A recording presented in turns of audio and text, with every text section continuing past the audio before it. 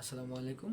এখন ডিম ক্যান্ডেল করবো। অনেকে ডিম ক্যান্ডেলিং কীভাবে করে জানেন, যারা জানেন না তারা দেখে নেন। আর ডিম ক্যান্ডেলিং করতে মূলত 6 থেকে 7 দিনের মাথায় ডিম ক্যান্ডেলিং করলে আপনি বুঝতে পারবেন যে কোন ডিমটা ভালো আছে, কোন ডিমটা নষ্ট আছে। আমি দেখাই ডিম ক্যান্ডেলিং করলে।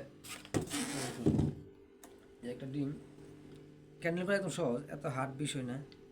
একটা মোবাইল নিয়ে এই ডিমের দিকে রাখলেন, এই যে ডিমের ভিতরে ব্রণ আছে, হ্যাঁ, এই যেন রক্ত আছে, এই যে দেখেন রক্ত বাসা থেকে দেখেন, এই যে একটা বাচ্চার হয়েছে যে বোঝা যাচ্ছে একদম ইজিলি।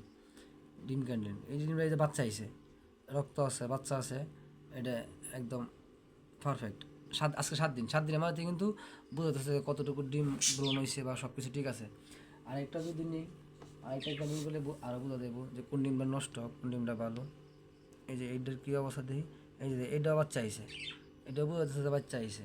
দেখেন এখানে কালো একটা দেওয়া আছে, এটা হচ্ছে বাচ্চাটা। আর এই যে রক্ত একদম বোঝা যাচ্ছে যে ক্যান্টিন বাচ্চা, এটা 100% আছে। ক্যান্টিনগুলোর সুবিধা হচ্ছে কি, কোন ডিমগুলো ভালো কোন ডিমগুলো নষ্ট এটা সহজে বোঝা যায়। যেমন এই যে এই ডিমটা এখনও, এই ডিমটা বাচ্চা নিছে, এই যে অর্ধেকটা ফুল হয়ে গেছে, হয়তো ক্লিয়ার না, ডিমটা ক্লিয়ার না দেখে বোঝা যাচ্ছে না। ডিম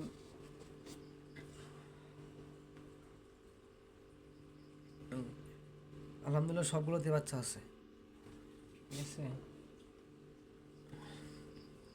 যেগুলো নষ্ট এগুলো আলাদা করে দেবো।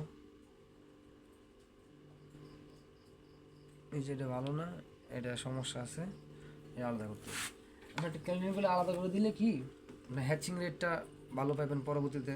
নষ্ট ডিমগুলো ফালাই দিলেন, আর যেগুলো ভালো আছে এগুলো রেখে দিলেন, তাহলে হ্যাচিং রেটটা ভালো হইলো। হ্যাঁ, এই যে এটাতে বাচ্চা আছে, রেখে দিলাম।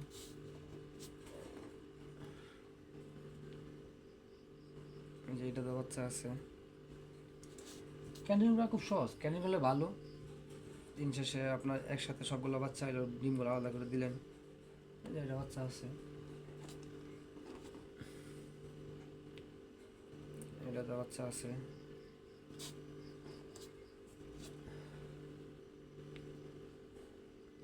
এটা আছে।